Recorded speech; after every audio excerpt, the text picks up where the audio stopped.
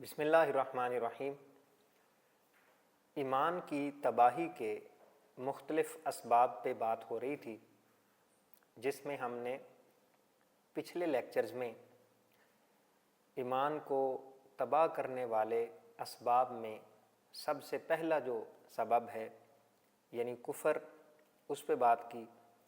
اس کے بعد شرک پہ بات کی۔ آج انشاءاللہ العزیز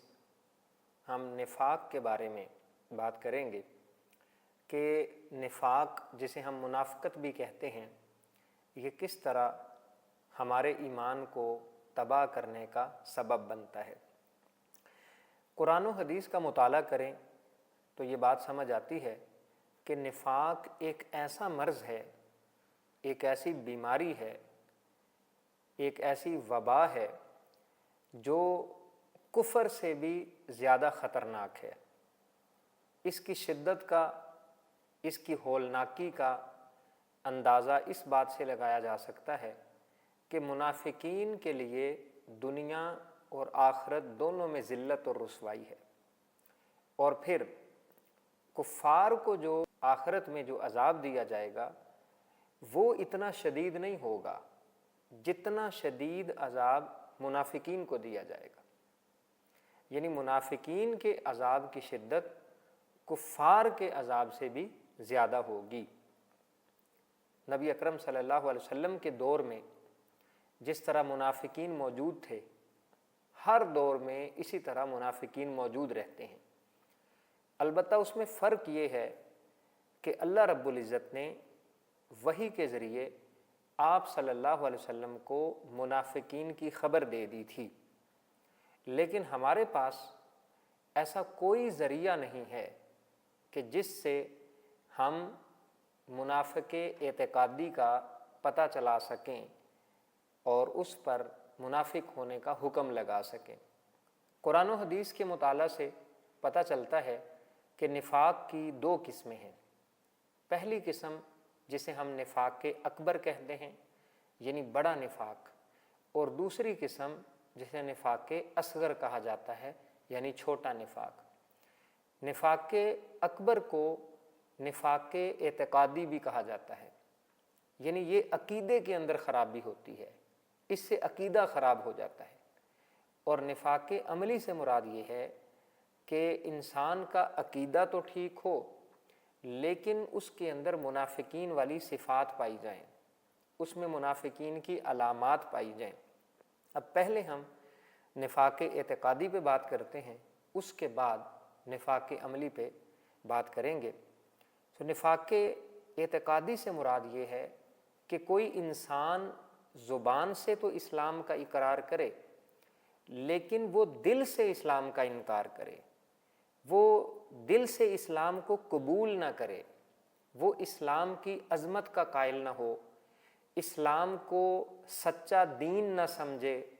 تو جس کے نظریات اس قسم کے ہوں گے وہ نفاق اعتقادی میں مبتلا ہوگا، نفاق اکبر میں مبتلا ہوگا۔ اور اس کا حکم یہ ہے کہ نفاق اکبر سے انسان دائرہ اسلام سے خارج ہو جاتا ہے، اور اگر وہ توبہ نہ کرے اور اسی طرح دنیا سے چلا جائے تو وہ آخرت میں ہمیشہ ہمیشہ کے لیے جہنم میں رہے گا۔ اور جیسے میں نے پہلے بتایا کہ منافقین کو آخرت میں کفار سے بھی زیادہ سخت سزا دی جائے گی۔ اللہ رب العزت کا فرمان ہے، ان المنافقین فی الدرک الاسفل من النار، آگ کے سب سے نچلے گڑھے میں ہوں گے۔ اور دنیا کے اندر اللہ رب العزت نے آپ صلی اللہ علیہ وسلم کو فرمایا کہ یا ایھا النبی جاہد الکفار والمنافقین واغلظ علیہم، اے نبی صلی اللہ علیہ وسلم آپ کفار اور منافقین کے ساتھ جہاد کیجئے اور ان پر سختی کیجئے۔ تو یہاں دنیا میں ان کے خلاف جہاد کا حکم ہے، جبکہ آخرت میں ان کی سزا یہ ہے کہ یہ جہنم کے سب سے نچلے گڑھے میں ان کا ٹھکانہ ہوگا۔ نفاق اکبر کی کیا علامات ہیں، کیا وہ صورتیں ہیں کہ جن کی بنا پر کوئی شخص منافق ہو جاتا ہے؟ تو اس میں پہلی صورت یہ ہے کہ انسان اسلام کی بعض تعلیمات یا تمام تعلیمات سے بغض رکھے، ناپسند کرے، انکار کرے، یا وہ یوں کہے کہ مجھے اسلام کی یہ تعلیمات تو پسند ہیں یا ان کو تو میں مانتا ہوں لیکن ان چیزوں کو میں نہیں مانتا، اگر وہ کیٹیگوریکلی اس طرح کہتا ہے تو وہ منافق اس کو سمجھا جائے گا، وہ منافقت کے زمرے میں آئے گا۔ اسی طرح اگر کوئی زبان سے کلمہ پڑھے، اسلام کا اقرار کرے، لیکن خدا نخواستہ اسلام کی شکست پر خوش ہو، مسلمانوں کی شکست پر خوش ہو اور مسلمانوں کی اور اسلام کی فتح کو ناپسند کرے، تو ایسا شخص بھی منافق اعتقادی کہلائے گا۔ اسی طرح اگر کوئی شخص اللہ تعالیٰ سے برا گمان رکھے اور یہ کہے کہ اللہ اپنے دین کی اور جو اس کے دین کی اشاعت کے لیے کوشش کر رہے ہیں ان کی مدد نہیں کرے گا، انہیں تنہا چھوڑ دے گا، تو مسلمان مجاہدین کے مورال کو ڈاؤن کرنے کی کوشش کرے اور بدگمانیاں پھیلائے اور اسلام کو نیچا دکھانے کی کوشش کرے اور اسلام کی اشاعت اور تبلیغ کے راستے میں رکاوٹ بنے، تو ایسا شخص بھی منافق اعتقادی یعنی نفاق اکبر میں مبتلا ہوگا۔ اسی طرح جیسے ہم نے پہلے بتایا کہ اگر اسلام کی بعض تعلیمات یا تمام تعلیمات کا انکار کرے، اسی طرح اگر آپ صلی اللہ علیہ وسلم کی وہ ذات یا آپ صلی اللہ علیہ وسلم کے اقوال کو جھوٹا کہے یا ان کی تکذیب کرے یا ان کو نہ مانے، تو ایسا شخص بھی منافق اعتقادی ہوگا۔ اسی طریقے سے اگر کوئی شخص اہل ایمان کو دھوکہ دے اور کفار کے ساتھ مل جائے، کفار کے ساتھ مل کے سازشیں کرے اور اسلام اور اہل اسلام کو نقصان پہنچانے کی کوشش کرے، تو باوجود زبان سے کلمہ پڑھنے کے وہ منافق اعتقادی ہوگا۔ اسی طرح اسلام اور مسلمانوں کے ساتھ مذاق کرنا، اسلامی شعار کا مذاق اڑانا، اسلامی شعار میں جیسے نماز ہے اس کا مذاق اڑانا، اذان کا مذاق اڑانا، مساجد کا مذاق اڑانا، اسی طرح اقامت صلاۃ کا مذاق اڑانا، حج کا مذاق اڑانا، قربانی کا مذاق اڑانا اور ان چیزوں کو کرٹیسائز کرنا، ان پہ تنقید کرنا اور ان کو ہلکا سمجھنا اور ان پہ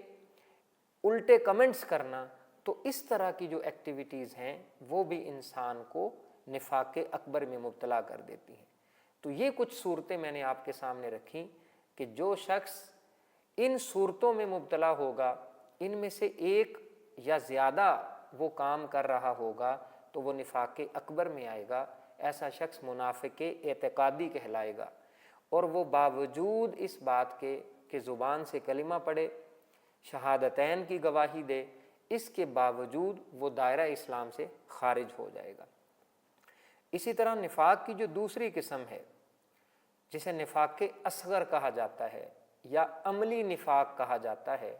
اور جو شخص اس میں مبتلا ہو اسے منافق کہا جاتا ہے، منافق عملی۔ عملی نفاق یہ ہے کہ انسان کا زبان اور دل یکساں نہ ہو، یعنی جن چیزوں کا وہ اقرار کر رہا ہے اس سے عملی طور پہ ان چیزوں کا اظہار نہ ہو، یہ بھی نفاق کی ایک قسم ہے۔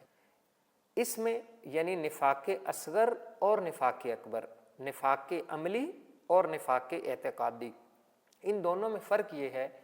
کہ نفاق اکبر سے انسان دائرہ اسلام سے خارج ہو جاتا ہے، لیکن نفاق اصغر سے وہ دائرہ اسلام سے خارج تو نہیں ہوتا لیکن ایمان کامل سے محروم ہو جاتا ہے، اس کے ایمان کے اندر کمزوری آ جاتی ہے، اس کے ایمان کے اندر نقص آ جاتا ہے، اس کا ایمان مضبوط نہیں رہتا، اس کو عبادت کی، ایمان کی، طاعت کی لذت اور حلاوت محسوس نہیں ہوتی۔ اس لیے نفاق اصغر سے بھی ہمیں بچنے کی کوشش کرنی چاہیے۔ حدیث میں آتا ہے منافق کی 4 نشانیاں بیان کی گئی ہیں کہ وہ جھوٹ بولتا ہے، وعدہ کرے تو وعدہ خلافی کرتا ہے، امانت رکھوائی جائے امانت میں خیانت کرتا ہے، اور جب اسی طرح جھگڑا ہو تو وہ گالی گلوچ کرتا ہے، معاہدہ کر کے دھوکہ دیتا ہے۔ تو یہ جو احادیث میں علامات بیان ہوئی ہیں ان پہ ہم نے ایک مکمل اس سے پہلے لیکچر ریکارڈ کروایا ہے، آپ وہ دیکھ سکتے ہیں۔ قرآنی آیات اور احادیث کی روشنی میں یہ بات واضح ہو جاتی ہے کہ منافقین کی بہت ساری علامات ہیں، جیسے اسلام کی تمام یا بعض تعلیمات کا انکار کرنا یا بغض رکھنا، ان سے عناد رکھنا، ضد اور ہٹ درمی کرنا، ان کو ناپسند کرنا، اللہ سے برا گمان رکھنا، اسلام اور مسلمانوں اور اسلامی شعار کا مذاق اڑانا، استہزاء کرنا، ان پہ اعتراضات کرنا، طعن و تشنیع کرنا اور دھوکہ دینا، اور امانت اگر رکھوائی جائے تو اس میں خیانت کرنا، وعدہ جب کرے تو اس کو پورا نہ کرنا، اور معاہدہ کر کے غداری کرنا، اور اگر جھگڑا ہو تو اس پہ گالی گلوچ کرنا، یہ ساری قرآن و حدیث کی روشنی میں منافقین کی علامات شمار کی گئی ہیں۔ اب آپ یہ غور کریں کہ ایک منافق کو منافق کیوں کہا جاتا ہے؟ آپ اگر ایک منافق شخص کو دیکھیں اور ایک مسلمان کو دیکھیں تو ظاہری صورت کے اعتبار سے اور نقش و نگار کے اعتبار سے اور حیت کے اعتبار سے ان دونوں میں کوئی زیادہ فرق نہیں ہوگا، بلکہ عین ممکن ہے کہ ایک منافق زیادہ صحت مند ہو، جیسا کہ قرآن میں سورۃ المنافقین میں فرمایا وَإِذَا رَأَيْتَهُمْ تُعْجِبُكَ أَجْسَامُهُمْ، کہ جب تم انہیں دیکھو گے تو ان کی حیت اور ان کی جو فزیک ہے وہ تمہیں حیرانی میں مبتلا کر دے گی۔ تو ایسا ممکن ہے، لیکن پھر وہ ایسی کیا چیز ہے جس کی وجہ سے وہ دوسرے لوگوں سے ہٹ کر منافق قرار پاتا ہے؟ تو اس کی وجہ یہی ہے کہ اس کے اندر منافقین والی علامات پائی جاتی ہیں۔ تو یہ وہ علامات ہیں کہ جن کی وجہ سے ایک انسان دائرہ اسلام سے نکل کر تو منافق بن جاتا ہے، اور اگر ہمارے اندر بھی یہ صفات پائی جائیں جو قرآن اور حدیث میں منافقین کی صفات بیان کی گئی ہیں، اور ہم بھی اپنی من مرضی کے اسلام پہ عمل کریں، اور جو اسلامی تعلیمات ہمارے مفاد کے خلاف ہوں، ہمارے مزاج کے خلاف ہوں، جن سے ہمارے مزے چھوٹ رہے ہوں، جو ہماری کمفرٹ زون کے اگینسٹ ہوں، اور جن سے ہمارے نفس کے اوپر بوجھ آ رہا ہو، مشقت آ رہی ہو، جن کی وجہ سے تکلیف اٹھانی پڑے، اور جن کی وجہ سے عیش و عشرت کو چھوڑنا پڑے، اپنا آرام چھوڑنا پڑے، اپنا سکون قربان کرنا پڑے، اور اسی طرح اسلام کی وہ تعلیمات کہ جن میں ہمیں اپنا فائدہ نظر نہ آئے، اور اسلام کے وہ احکامات جن پر جان کی، مال کی، عزت آبرو کی اور دوسری چیزیں قربان کرنی پڑیں، اور اگر ہم ان تعلیمات پہ عمل نہ کریں تو اس کا مطلب ہے کہیں نہ کہیں ہم بھی منافقت کے درجے میں اپنے آپ کو شمار کروا رہے ہیں۔ تو اس کا مطلب ہوگا کہ ہم بھی کہیں نہ کہیں منافقین میں شامل ہو چکے ہیں۔ اگرچہ ہم زبان سے کلمہ پڑھتے رہیں، اگرچہ ہم زبان سے کہتے رہیں کہ ہم منافق نہیں ہیں، لیکن اگر ہمارے اندر منافقین کی وہ صفات پائی جاتی ہیں تو ہمارے زبان سے مسلمان کہنے سے کوئی فرق نہیں پڑے گا۔ اسی طریقے سے اسلامی تعلیمات کو اگر اپنے ترقی کے راستے میں ہم رکاوٹ سمجھیں، اور اسلام کی جو سزاؤں کا تصور ہے، جو چوری کی سزا ہے، جو حد قذف ہے، جو زنا کی سزا ہے، جو قصاص ہے، قتل کی سزا ہے، اگر ان سزاؤں کو ہم ناپسند کریں خدا نخواستہ، اور ہم کہیں کہ یہ ظالمانہ سزائیں ہیں، اور اس طرح کے مذاق والی کمنٹس کریں، ان کے اوپر ریمارکس دیں، یہ بھی منافقین کی علامات میں سے ایک علامت ہے۔ اسی طرح جو اسلامی شعار ہیں، وہ چیزیں جو مسلمانوں کے ہاں رائج ہوتی ہیں، مسلمانوں کا کلچر ہے، اور دین نے ان کو انکریج کیا ہے، قرآن و حدیث میں ان کی تاکید آئی ہے، اور ایک مسلمان کی وضع قطع جیسے داڑھی ہے، جیسے ٹوپی ہے، جیسے شلوار کا ٹخنوں سے اوپر ہونا، اور عورتوں کے لیے حجاب ہے، تو یہ جو چیزیں ہیں اگر ان کا ہم مذاق اڑائیں گے تو یہ بھی منافقین کی علامات میں سے شمار ہوں گی۔ اسی طریقے سے جو حدیث میں علامات آئی ہیں کہ منافق جب وعدہ کرتا ہے تو وعدہ خلافی کرتا ہے، جب وہ بات کرتا ہے تو جھوٹ بولتا ہے، اگر اس کے پاس کوئی امانت رکھوائی جائے تو اس کے اندر خیانت کرتا ہے، اور جب جھگڑا ہوتا ہے تو وہ گالی گلوچ کرتا ہے، بد زبانی کرتا ہے، بد کلامی کرتا ہے۔ اب ہمیں یہ سوچنے کی ضرورت ہے کہ خدا نخواستہ کیا ہمارے اندر یہ علامات موجود تو نہیں ہیں، اور اگر یہ ہمارے اندر علامات موجود ہیں، یہ ساری علامات یا ان میں سے بعض علامات، تو پھر ہمیں اپنے ایمان کی فکر کرنے کی ضرورت ہے۔ ہم اپنے آپ کو جھوٹی تسلی نہیں دے سکتے کہ ہم نے تو زبان سے کلمہ پڑھا ہوا ہے۔ آپ دیکھ لیں قرآن مجید کیا کہتا ہے سورۃ العنکبوت میں، احسب الناس ان یترکوا ان یقولوا آمنا وہم لا یفتنون، لوگ کیا سمجھتے ہیں کہ وہ ایسے ہی چھوڑ دیے جائیں گے کہ انہوں نے زبان سے کلمہ پڑھ لیا، اتنا کافی ہے؟ اتنا کافی نہیں ہے۔ ہمیں اسلام کے سارے تقاضوں کو پورا کرنا ہے، جن چیزوں سے اسلام نے منع کیا ہے ان کو اپنی زندگی سے نکالنا ہے، اور جن چیزوں کو کرنے کا حکم دیا ہے وہ چاہے ہمیں پسند ہوں یا نہ پسند ہوں ان کو اپنی زندگی میں شامل کرنا ہے۔ اسی لیے اللہ نے فرمایا کہ یا ایھا الذین آمنوا ادخلوا فی السلم کافہ، اے ایمان والو اسلام میں پورے کے پورے داخل ہو جاؤ۔ تو سلیکٹو اسلام کا کوئی کانسیپٹ نہیں ہے کہ ہم بعض چیزوں کو اڈاپٹ کر لیں اور بعض باقی چیزوں کو چھوڑ دیں، ایسا اسلام اللہ کے ہاں قابل قبول نہیں ہے۔ بشری تقاضوں کی وجہ سے غلطی ہو جانا، گناہ ہو جانا وہ ایک الگ مسئلہ ہے، لیکن بائی چوائس، ارادے اور اختیار کے ساتھ کسی چیز کا انکار کرنا اور اسلام کی تعلیمات کو ہلکا جاننا، ناپسند کرنا، یہ بالکل ایسے ہی ہے کہ جیسے اسلام کا انکار کر دیا جائے۔ اسی طرح آج اگر ہم اپنی صورتحال کا جائزہ لیں اور اپنی زندگیوں کو دیکھیں تو افسوس سے یہ کہنا پڑ رہا ہے کہ کسی نہ کسی درجے میں یہ منافقین کی علامات ہمارے اندر بھی پائی جاتی ہیں۔ ہم بھی جھوٹ بولتے ہیں، وعدہ کرتے ہیں، ہم اس کی پابندی نہیں کرتے، اس کے بعد ہمارے پاس سو بہانے ہوتے ہیں، اور ہمارے اوپر تو کوئی اعتبار بھی نہیں کرتا، ہمارے اپنے لوگ ہمارے اوپر اعتبار کرنے کے لیے تیار نہیں ہیں۔ آپ دیکھ لیں،